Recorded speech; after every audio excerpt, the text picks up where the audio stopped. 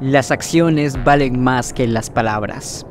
Es una frase que queda a excelencia con el personaje Soundwave de Transformers, específicamente la versión de Transformers Prime, la cual es una bastante especial y diferente a las demás que hemos tenido. Este es el único Soundwave de manera que siempre lo hemos visto callado, al menos en la serie como tal, y que siempre tenía una historia bastante interesante que nunca se profundizó a ciencia cierta. A pesar de que la pequeña confirmación de la cual el por qué este personaje no hablaba era porque supuestamente él hizo un voto de silencio en Cybertron hace muchos años, en este video quiero traerles una versión propia, combinando la información que sabemos actualmente de toda la continuidad de Malignant y de lo que pasó con Soundwave, desde mi punto de vista de cuál es la razón por la cual Soundwave tiene ese eterno silencio que tanto lo caracteriza. Así que sin nada más que decir, empecemos de una vez con este video. Soundwave es un cybertroniano bastante antiguo. Él emergió en la era de la ira, cuando los Quintessons gobernaban Cybertron en su totalidad. Tras la conspiración contra los invasores Quintessons y su derrotamiento, Soundwave y el Consejo marcaron una edad de oro para Cybertron en aquel entonces. Sin embargo, una plaga forzó el cierre de los puentes espaciales, sumiendo a Cybertron en la era del óxido. Soundwave intentó motivar al Consejo, pero al ver su inacción, renunció y adoptó un voto de silencio, dejando sus acciones hablar por él mismo.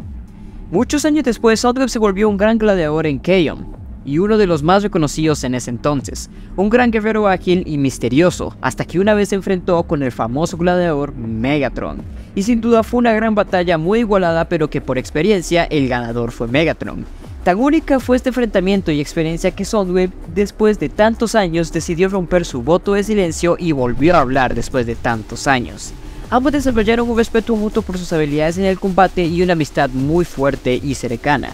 Era común ver a Megatron rodeado de sus amigos o compañeros cibertronianos en las calles de Cybertron, donde él fuera que se moviera, pero Soundwave no. Él desde que abandonó el consejo siempre fue alguien muy solitario, pero ahora siempre pasaba junto a Megatron donde sea que fuera en la mayoría del tiempo. Y dentro de todos los temas de los que los dos hablaban, Soundwave llegó a ver de que Megatron compartía este deseo de volver a ver esa época dorada de Cybertron nuevamente. Y todo esto llevó que cuando Megatron decidiera comenzar la revolución cibertroniana junto con el nuevo equipo, los Decepticons, Soundwave fuera nombrado lugarteniente en el equipo, ya que él era el más cercano que tenía y además el que mejor compartía esta visión de volver al antiguo Cybertron que tanto deseo tenían ellos dos. Y cuando la guerra estaba en su apogeo máximo, Soundwave siempre fue la mano derecha de Megatron, ayudándolo a conseguir muchas victorias e incontables enfrentamientos, consiguiendo información valiosa gracias a sus minicons y hasta logró ser el Decepticon más eficaz de todas las tropas. Pero sin duda sus hazañas más importantes fueron en Cybertron y en sus últimos días de la guerra. Soundwave era el Decepticon más temido después de Megatron, su voz era reconocida y temida en todo el campo de batalla del planeta. Sus hazañas más grandes fueron cuando él demostró su gran tiranía al liderar la invasión de Iacon, asegurando el Endergon oscuro para Megatron, al igual que su camino hacia la llave Omega cuando él ayudó a desactivar la ciudad y se enfrentó a las fuerzas de Zeta Prime y al mismísimo Omega Supreme. Tanto fue el enfrentamiento que tuvo Soundwave con las fuerzas de Zeta Prime que él mismo fue el que lo capturó y lo encarceló en un lugar donde Zeta Prime pereció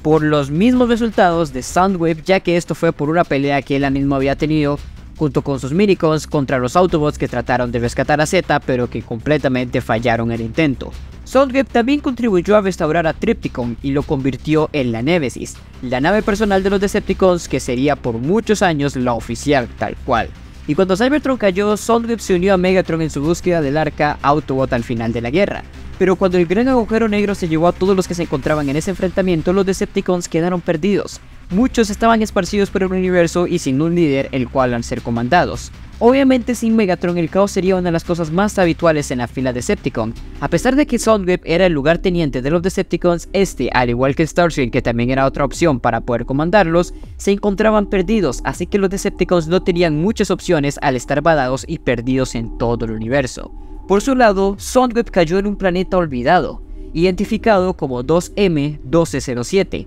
el cual poseía una gran cantidad de bestias monstruosas y grandes. Donde la tecnología era completamente nula en este planeta, Soundwave no tenía muchas opciones, pero aún así se las ingenió. Pasó muchos días, por no decir casi que meses, al menos meses terrestres,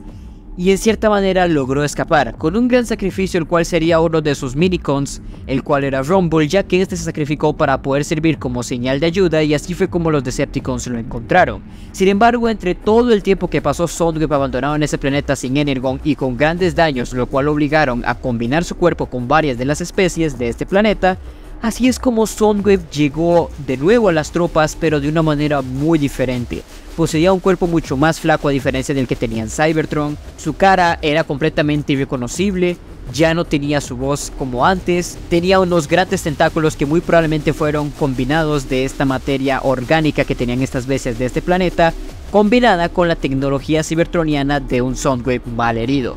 Y también vemos de que al final él decidió ver eso mismo que hace muchos años había hecho. Porque por más que estuvo en este planeta utilizando su voz para poder comunicarse y pedir ayuda, él vio que nada servía, demostrándole y recordándose a sí mismo que por más fuerte que suene una voz, no importa. Porque al fin y al cabo lo que realmente hace un cambio son las acciones, y por las acciones de Soundwave fue que él pudo sobrevivir y escapar de ese planeta bajo su propia cuenta, y no fue por su voz, que tan fuerte y única era, pero que no representó nada. Y por eso es que Soundwave decidió tomar este voto de silencio de nuevo, y de ahora de una manera mucho más definitiva que nunca. Y poco después, cuando los Decepticons ya se estaban reuniendo y encontraron a muchos Decepticons importantes como fue Starscream, a pesar de que Soundwave era el que realmente más tenían todos los vehículos y las demás tropas de las naves, aún así Starscream se quedó como el segundo al mando de ese entonces mientras encontraban a Megatron. Y a pesar de que Soundwave sabía muy bien las intenciones de Starscream, aún así él no le peleó el puesto de ser el segundo al mando. Soundwave simplemente sabía de que él lo iba a estar vigilando pasara donde pasara, porque bueno, ustedes saben cómo es Soundwave, el más leal de Megatron y en la causa Decepticon, así que obviamente iba a tener en la mira a Starscream, pero siempre con esa frialdad y ese eterno silencio que él decidió tomar hace mucho tiempo atrás y que va a permanecer por mucho tiempo hasta que esto se vaya a quebrantar cuando los Decepticons dejen de existir o Megatron abandone el equipo.